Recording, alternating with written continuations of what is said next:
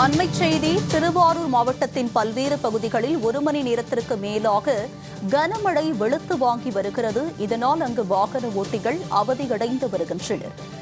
திருத்துறைப்பூண்டி, வாழவாய்க்கால், சேந்தமங்கலம், விளமல், அடியக்கமங்கலம் உள்ளிட்ட பல்வேறு பகுதிகளில் கனமழை வெளுத்து வாங்கி வருகிறது. இதனால் அங்கு வாகன ஓட்டிகள் அவதியடைந்து வருகின்றனர்.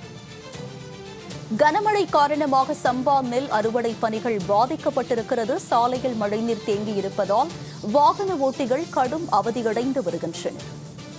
திருவாரூர் மாவட்டத்தின் பல்வேறு பகுதிகளில் 1 மணி நேரத்திற்கு மேலாக கனமழை வெளுத்து வாங்கி வருகிறது. இதனால் வாகன ஓட்டிகள் அவதியடைந்து வருகின்றனர்.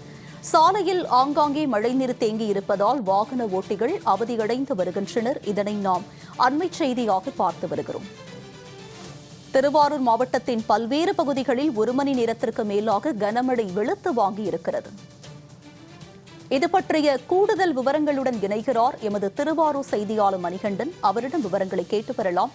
மணிகண்டன், சொல்லுங்க, அங்கு 1 மணி நேரத்திற்கு மேலாக கனமழை வெளுத்து வாங்கி வரும் நிலையில் இதனால் வாகன ஓட்டிகள் சந்தித்துள்ள இன்னல்கள் என்ன?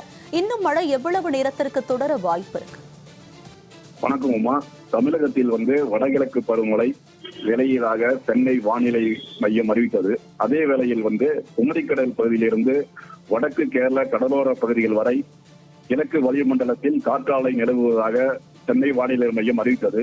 இதன் தொடர்ச்சியாக தமிழகம் மற்றும் காரைக்கால் பகுதிகளில், புதுவை மற்றும் காரைக்கால் பகுதிகளில் கடந்த 2 தினங்களுக்கு மழை பெய்யும் என்று ஏற்கனவே சென்னை வானிலை அறிவித்திருந்தது. இத்தகைய அறிவிப்பின்படி நேற்றிலிருந்து திருவாரூர் மாவட்டத்தில் இன்று மதியம் 3 மணி வரை லேசான சாரல் மழை பெய்து வந்தது.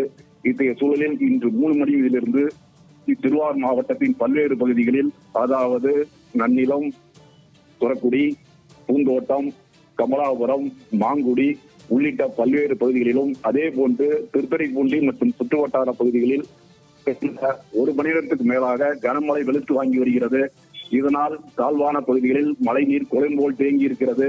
இதனால் வாகன ஓட்டிகள் மிகுந்த இன்னலை சந்தித்து தங்கள் வாகனங்களை இயக்கி பயணித்து வருகின்றனர். குறிப்பாக இந்த மழை இன்னும் ஒரு சில மணி நேரம் நீடிக்கும் நிலை ஏற்படும் என்று தெரிய வருகிறது. குறிப்பாக இத்தகைய மழையால் விவசாயிகள் மிகுந்த இன்னலுக்கு ஆளாகியுள்ளனர். அதாவது தற்போது சம்பா மற்றும் தாளடி நெல் அறுவடை பணிகள் முழுவீச்சில் தொடங்கியுள்ளது. இத்தகைய மழையால் விவசாயிகள் தங்கள் அறுவடை பணிகளை செய்ய முடியாமல் திணறி வருகின்றனர். இதற்கு இத்தகைய சூழ்நிலையில் இத்தகைய மழை நீடித்தால் விவசாயிகள் மட்டுமின்றி பொதுமக்களும் மிகுந்த இன்னலை சந்திக்க வேண்டிய நிலை உருவாகியுள்ளது.